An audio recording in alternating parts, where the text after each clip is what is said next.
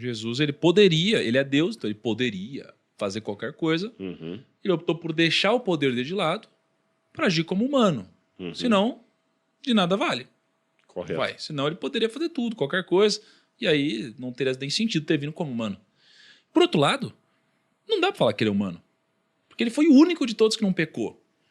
E não dá para falar que ele não pecou pela força do braço, porque não existe humano que não peque.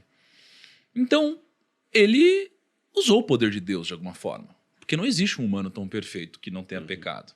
Como que pode Jesus nunca ter pecado se ele não usou, digamos assim, o poder de Deus dele? Ele foi realmente humano ao longo de toda a trajetória. A gente pode responder isso em duas etapas. A primeira, ele usou o poder de Deus.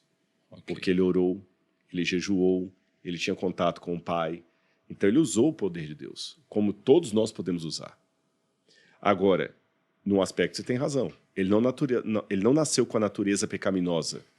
Porque nós, para sermos pecadores, não precisamos pecar, basta nascer. Até a criancinha que acabou de nascer agora, está com 3 meses de vida, ela é pecadora. Tanto quanto eu e você.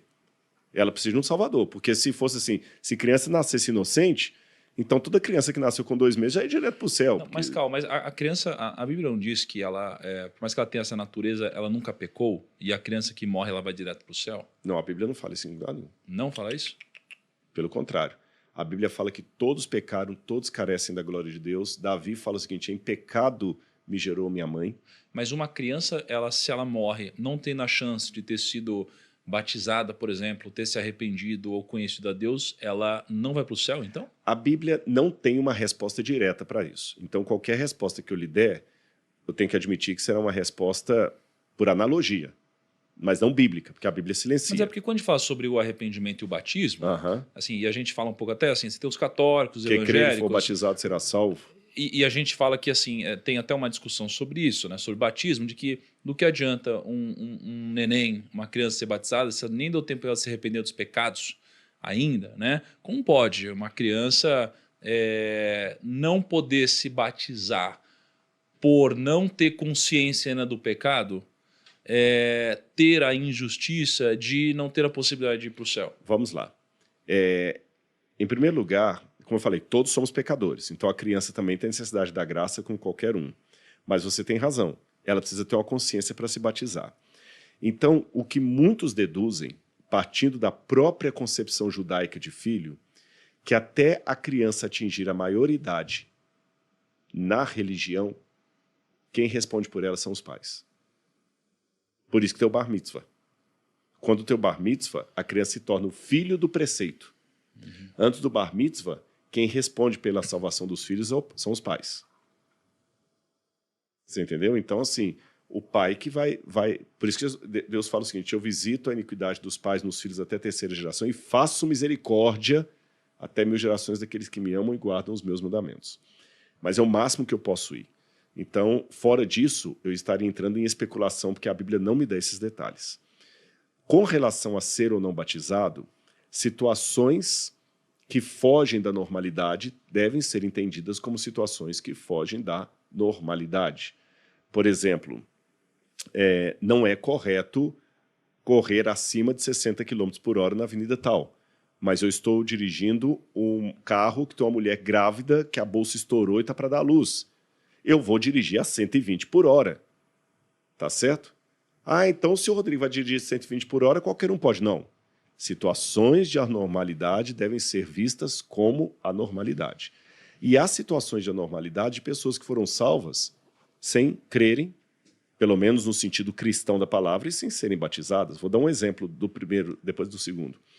O ladrão na cruz. Até onde me consta, não tem nada na Bíblia que fala que ele foi batizado. Ele era um ladrão, um salteador. Um se arrependeu, o outro não. Mas não teve tempo de ser batizado. E ele foi salvo. Ao que tudo indica, foi salvo pela promessa de Cristo. Não é? Vamos pegar a questão do crer, quando eu falei crer aqui.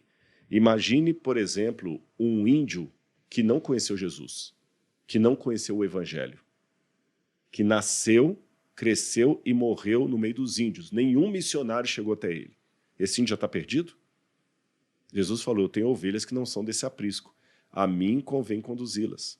Tem uma outra passagem forte que Jesus fala para os judeus assim: vocês pensam que só eu só amei vocês quando tirei vocês do Egito? Eu também amei o filisteu e tirei o filisteu de Caftor. Caftor é a Grécia. Olha que passagem forte. Existe uma Páscoa para o filisteu, que era o inimigo de Israel.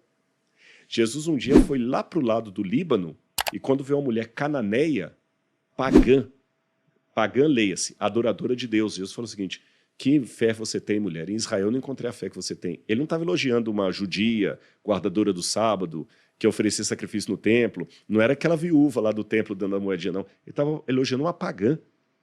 Quando o centurião da lei, que era romano, pagão, que oferecia sacrifício ao imperador, era romano, falou: Senhor, eu não sou digno que o Senhor entre em minha casa, mas dá uma ordem, meu servo vai ser curado. Ele falou assim: que fé. Nem em Israel eu encontrei uma fé como essa. Então a Bíblia tem vários versículos mostrando algumas coisas bem práticas. Em primeiro lugar, as verdades de Deus não se negociam. A salvação vem dos judeus, ele falou para a samaritana. Tá certo? O povo eleito para trazer a salvação ao mundo foi os judeus. Não foram os babilônios, nem os gregos, nem os romanos. O caminho, a verdade e a vida é Jesus. Ponto. Isso é inegociável. Mas situações anômalas são tratadas como situações anômalas. Pessoas que estão fora desse círculo do povo de Deus são alcançadas pela graça, mesmo que eles não encontrem essa graça com os mesmos nomes que eu estou encontrando. Aquela mulher pagã, Ciro-fenícia, por alguma maneira, ela demonstrou uma fé no Messias, mesmo estando teologicamente errada, cheia de doutrina errada, cheia de prática religiosa errada, a graça a alcançou por um milagre de Deus que eu não sei explicar. Os magos do Oriente. Lá na Pérsia, magos. E se você colocar a magia na Bíblia, é proibida. Sim. Eles eram magos e eles vieram. Então, eu não negocio o evangelho.